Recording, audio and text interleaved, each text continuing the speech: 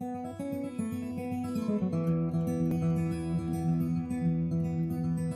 Intergenerational School, or TIS, was founded in August of 2000. We are an innovative educational community that empowers learners of all ages as they become lifelong contributors to a democratic society. Our stated mission is to foster an educational community of excellence that provides experiences and skills for lifelong learning and spirited citizenship for our multi-age learners. As a volunteer, you are a vital part of our mission, and we thank you for joining our community and helping build an appreciation for reading in our students. The goal of our reading mentoring program is to create an atmosphere charged with great expectations in which the child feels free to learn, free to make mistakes, and free to explore. This exchange between student and mentor is a relationship-based transaction focused on text, and is critically important to the growth of readers at TIS. As a mentor, your role is not just to support our teaching of reading. Your role is to nurture a love of books and reading. Through reading and discussing these books, you will get to know our students, and the students will get to know you.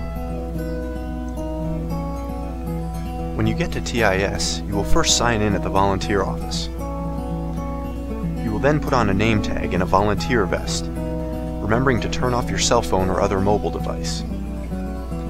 Then you will be ready to check in with the teacher you are partnered with, pair with a student, and find a quiet spot to read in one of our designated locations. Before opening a book, it is important to put the child in charge. You can ask them, "Are you going to read to me, or would you like me to read to you?" Students will usually come to you with a selection of their own books. Sometimes the books may be too hard for the child to read themselves.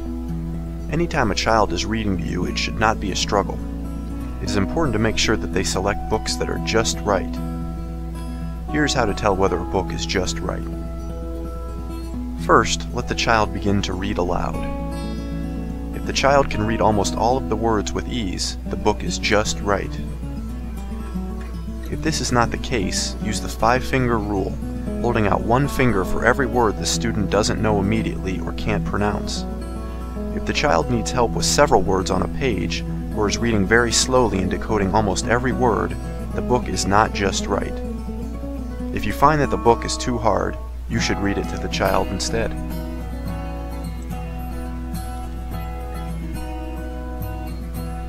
Asking questions and creating a context for discussion allows children to make connections between what they already know and what they can learn from the book. While you're reading, provide opportunities for the child to discuss information that is relevant to the story. Our mentors often ask questions to prompt their student partner to think about the book. When you are reading with your student, you may find it helpful to do the following. Ask questions about the story that require the child to provide more than a yes or no response, such as, "What do you think will happen next?" "What do you like about the story?" Let the child discuss their ideas about the stories. Read with expression and dramatize parts of the story using different voices. Show excitement. Doing these things will hold the child's interest, model good behavior, and motivate the child to read. You should not feel that your role is to teach reading. If a student is trying to figure out a word they don't know, remember, just tell them the word and let them keep going. You can, however, provide meaningful and age-appropriate definitions for words that the child doesn't know. Try to explain the new word in relation to words and concepts with which the child is already familiar.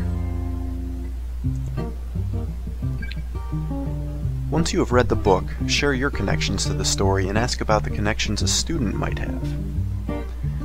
For instance, you might say, "This reminds me of a time when..." "Did anything like this happen to you?" "My favorite part was..." "What was your favorite part?" There are many ways to engage students in a discussion that expands their appreciation of the story. We encourage our mentors to use a variety of creative techniques in doing so.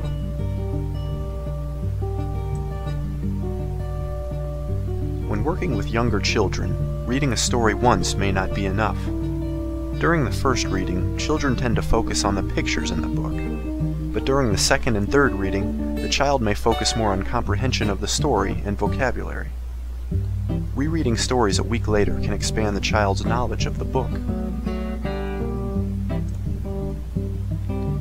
Did you know that almost every child at TIS becomes a fluent reader? We have been named an Ohio School of Promise for 2 years based on high levels of reading achievement. In 2007-2008, 90% of all TIS students passed their Ohio Achievement reading tests. Of those who passed, 49% scored at accelerated or advanced levels. We are sure that one-on-one reading and conversation with our reading mentors is a central reason behind our high level of reading achievement at TIS. In closing, we welcome you to the Intergenerational School and greatly appreciate your contribution to our proud tradition of student mentorship and your service to the larger community. Thank you for your spirited citizenship, and happy reading.